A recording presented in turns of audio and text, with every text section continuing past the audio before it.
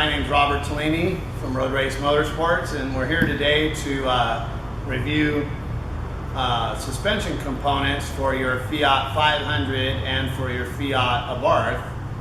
We have a variety of products on the table here. We're going to review them, explain what each thing does, and where they improve the handling of your car, basically, and also make your car more rigid, which again translates to a better handling car. At the heart of any car really are shock absorbers and springs. And one of the first modifications that people tend to do is they want to lower their car, and they tend to buy springs for their car, and that's fine. For many people, their budget only allows for maybe a lowering spring. And those lowering springs vary in design from something that's still comfortable to something that has a more sport kind of tune to them that really enhances handling. Really, the best way to achieve the maximum results is to go to a system like this, which is a Bilstein coilover kit that is designed specifically for your car. And the reason for that is that when you add only springs to a car, what you're now doing is you are using less and less of the shock, because now the car is sitting down lower, which means the shock is compressed more, and it only will ride in a very small area of the shock. When you have something that's designed to work together, that's taken into account, and now you have a complete system that is designed to work together. Again, looking at this system here, we're not going to open the box, but you can see roughly what you get inside. And in the front of the Fiat, you have a complete McPherson strut, which means the spring is over the top of the shock, and it is all basically compressed together and works together. In the rear of the Fiat, though, you actually have a separate shock and a separate spring, and those are adjustable as well. Now, when you purchase just springs, like something from Eibach or New Speed or whomever, you're going to be compelled to just stick with one ride height, and people research that fairly well before they purchase, and that's fine. When you go to a system like this, though, you do have the ability to change ride height as you see fit. So if you don't like it quite that low, you can actually raise it up. Complementing springs and shocks in this case, you have a variety of other things that can be utilized in the car, and they all actually serve a different job, or you do a different job within the car. At the front here, you see an example of a rear anti-sway bar. This is also a rear anti-sway bar. This is for an Abarth. This is Road Race Motorsports' bar here, which is a proprietary design. It's very unique, and we've managed to make this bar be 20 to 30% stiffer. However, it's only a pound heavier. There are other bars on the market. Unfortunately, they have doubled or tripled the weight of the bar, and that's something you don't want to have. You don't want to carry any more weight than you have to. So here's an example of an Abarth rear anti-sway bar. Here is a sway bar for a 500 Sport or Pop, and in order to install this, it requires some other hardware, and some of the things like this that are CNC machine blocks that actually hold this in place, and this bolts onto the car. And it does the same job that this does, but understand that an Abarth does come with a sway bar from the factory. A Sport does not have any sway bar, nor does a Pop. So it's very important to add one of these bars to that car, which very much settles the car's handling down, improves stability, improves turn-in, and reduces understeer.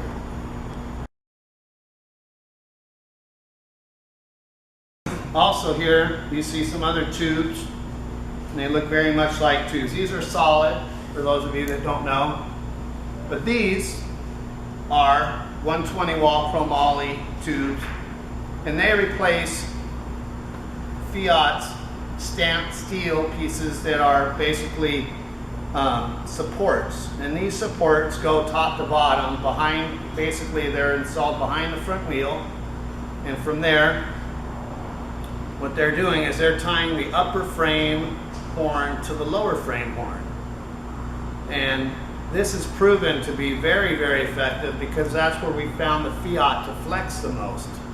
So when you would turn in, instead of the car flexing from one side, driver's side, to the passenger side, we're finding that the car is actually flexing from top to bottom.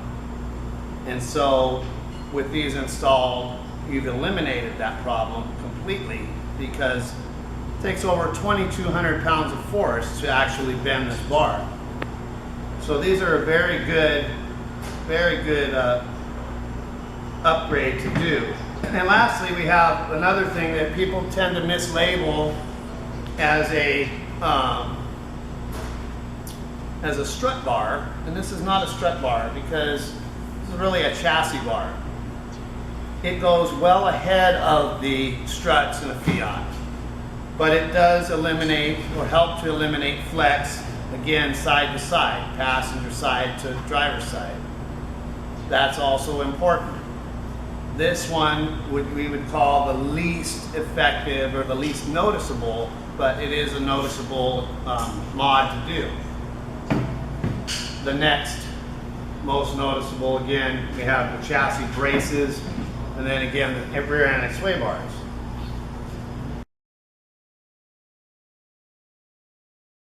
For those of you that are a little bit more advanced, maybe you're participating in autocross events in your community, or going to track events, things like that, there are some other upgrades you can do. And for our race car, you see in the rear here, we've done many more upgrades, including changing camber in the rear of the car, changing the caster, which is another type of movement in the front. And the thing that people are most familiar with typically is changing the camber in the front of the vehicle. In order to do that, it's very simple. We have a kit for that, and it basically requires you to replace bolts that go through the strut. And what they are, they have kind of a cam lobe to them. And what this cam lobe does is, as you rotate this, what it does is it tends to make the wheel lay down or stand up straighter, depending on where you turn that cam lobe to. And that actually can gain you a degree and a half of camber change. That's significant when you start looking at how the tires contact the road. Do you need those? Most people do not need them. However, if you are really trying to fine-tune the handling of your car, you do need them. And once you make the changes there, if you make those changes, then you need to do a complete alignment, which includes toe-in, camber, measurements, and so on. Hopefully this has been helpful to people. We get a lot of questions about suspension upgrade paths and what should we do and what should I do and what's right for me. Really, every case is different. There are people that just need lowering springs and maybe a sway bar, and they're going to be happy with that setup. Others have put greater demands rather on their car, including trying to compete, again, autocrossing, going against the clock, or going around the track, whatever. Those are the people that need basically all of the products that we just described. Again, a car like this is, even on our race car that we run in the US Touring Car, we use all of the same products that we sell. There's nothing different, there's nothing more enhanced, heavier duty, anything of the sort. All of these products are capable of running in a real race car, even with really sticky tires.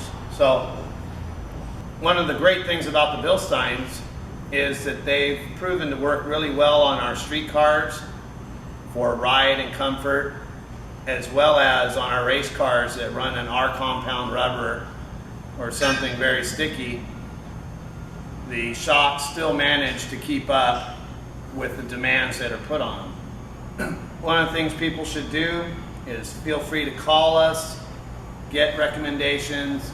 Again, tell us what you're going to do with your car, and then we'll help you to decide what products you need and what ones you don't need, to be perfectly honest. There are many things that people will not need. Just depends on what you do with your car. So enjoy your car, and we welcome you to call us or visit us at roadracemotorsports.com. Thank you.